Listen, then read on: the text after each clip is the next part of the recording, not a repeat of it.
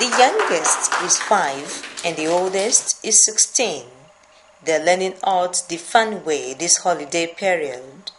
If you want to talk to a 5-year-old child, you will not use the same kind of language that you use when you are speaking to a 16-year-old young adult, to put it that way. For instance, the children between ages 5 and 8, you break down everything and then you do it in such a way that the basics, you speak them at the language that they can understand. For instance, if you are talking about painting and then drawing, you have to forget about all the jargons in art. The basics is what you need to talk to them about. Let them know that, okay, how can I turn basic shapes into a particular object? For instance, you have your triangle and you have your rectangle. Join them together, you can have a house. These children, they love to dance, they love to sing, and you introduce them to music in that area. You are not telling them about music jargon and all those things. They could go into the piano and play it. Tell them the rudiments. That's how you speak to the junior one. Then the senior ones now, most of them have been coming for young adults for even up to 3 times consecutively. Each year they learn new things. So if you have been coming consecutively like that, then when you are in the senior class, you learn a different thing. Now you can go on, instead of painting on paper and whatever, you now know how to stretch a canvas. Different teachers teach different subjects. We use drama to boost their confidence. When they want to speak, when they want to engage other people to speak, drama does that for them. Then we talk about origami. That has to do with paper construction and development, the Japanese kind of art. When they are doing that one too, that one boosts their concentration. When a child is involved in origami, folding the paper, you need to concentrate. You can't be distracted and be doing that one at the same time. Then they do card designing. That one was handled by Mohammed. When they are doing card designing, you told them that, look, you need to use your card to appreciate, to say thank you, to even express your love for somebody or your mommy and daddy. They know that one. Then after that, they do painting. In the painting, they express themselves in colors. They express themselves using the markers, the pencils, the charcoal, and all the media. They use that. That's another. Then in sculpture and ceramics, they now play with the clay. They know how to mold, do basic shapes, and then get something out of it. That's another area. Then they do dance and drama as well. That area, they come alive when they are dancing and when they are doing music. Cross stitches is a long time artwork. It's a form of another embroidery. So, and it's cut across a lot of things. You can transfer a paint, ordinary paint on a canvas on a cross stitch. You can use cross stitch to do throw pillows.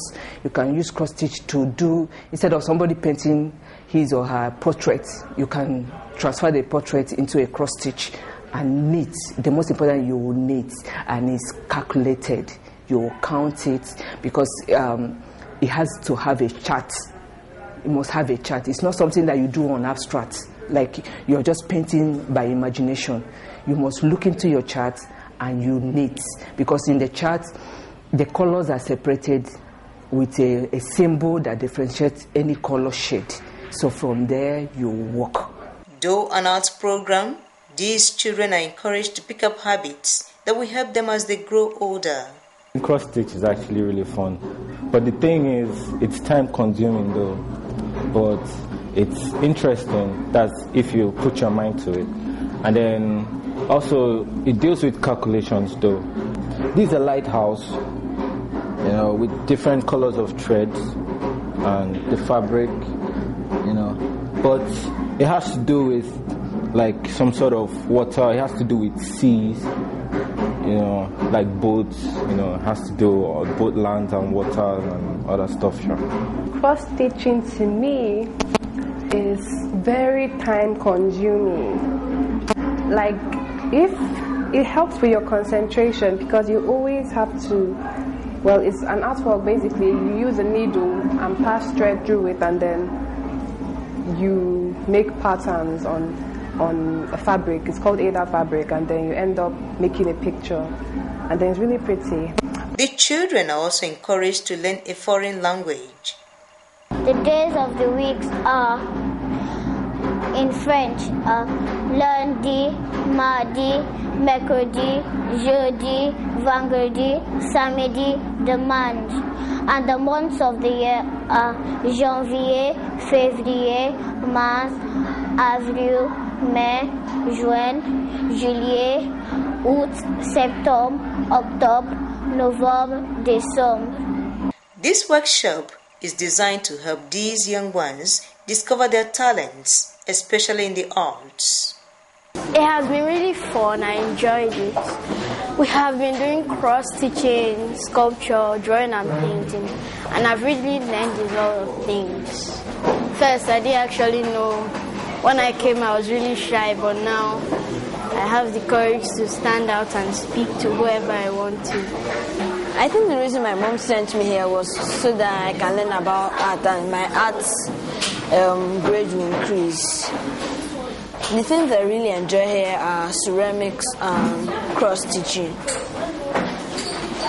They take a lot of focus to do, but it's not really that hard when you start it. Since when I started doing all the artworks, I've learned so much from Mr. and they teach me lots of things I haven't known from arts. And if I keep learning, I'll know many things.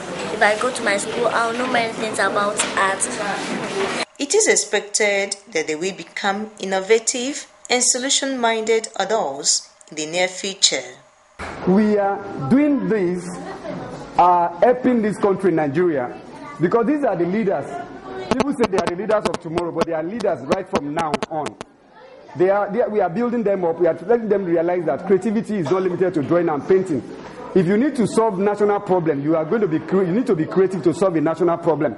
You need to be creative to know how to manage the resources. You need to be creative to realize that you don't need to start complaining about problem all the time. You think about solution.